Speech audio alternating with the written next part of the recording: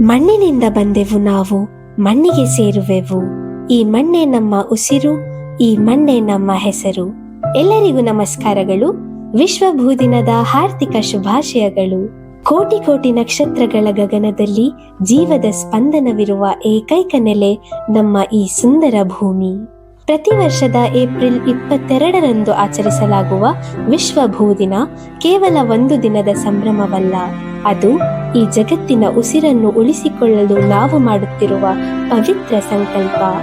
ನಮ್ಮ ಸಂಸ್ಕೃತಿಯಲ್ಲಿ ಭೂಮಿಯನ್ನು ಕೇವಲ ಒಂದು ಗ್ರಹವೆಂದು ಪರಿಗಣಿಸದೆ ಧರಿತ್ರಿ ಎಂದು ಪೂಜಿಸಲಾಗುತ್ತದೆ.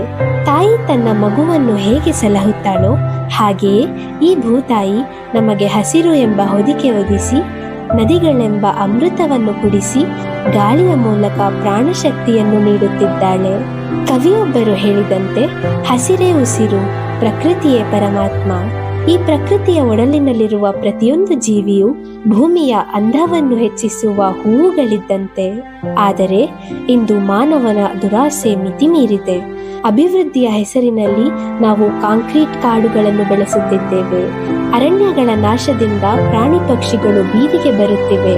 ಪ್ಲಾಸ್ಟಿಕ್ ಎಂಬ ವಿಷ ಈ ಧರೆಯ ಒಡಲನ್ನು ಸೇರಿ ಭೂಮಿಯ ಫಲವತ್ತತೆಯನ್ನು ಕುಂದಿಸುತ್ತಿವೆ. ಹೆಚ್ಚುತ್ತಿರುವ ತಾಪಮಾನ ಮತ್ತು ಹವಾಮಾನ ವೈಪರೀತ್ಯಗಳು ಭೂತಾಯಿ ಅನುಭವಿಸುತ್ತಿರುವ ನೋವಿನ ಕಣ್ಣೀರಿನ ಹನಿಗಳು.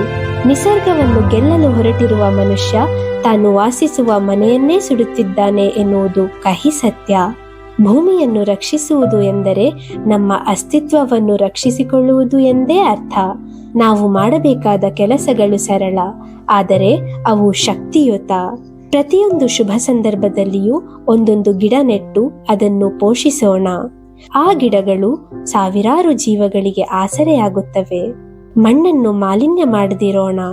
ಪ್ಲಾಸ್ಟಿಕ್ ಮುಕ್ತ ಬದುಕನ್ನು ಅಳವಡಿಸಿಕೊಂಡು ಭೂಮಿಯ ಉಸಿರಾಟಕ್ಕೆ ಅವಕಾಶ ಮಾಡಿಕೊಡೋಣ. ನೀರು, ಗಾಳಿ ಮತ್ತು ಸೌರಶಕ್ತಿಯನ್ನು ಗೌರವಿಸೋಣ. ಪ್ರಕೃತಿಯನ್ನು ಲೂಟಿ ಮಾಡುವ ಬದಲು ಅದರೊಂದಿಗೆ ಸಹಬಾಳ್ವೆ ನಡೆಸೋಣ.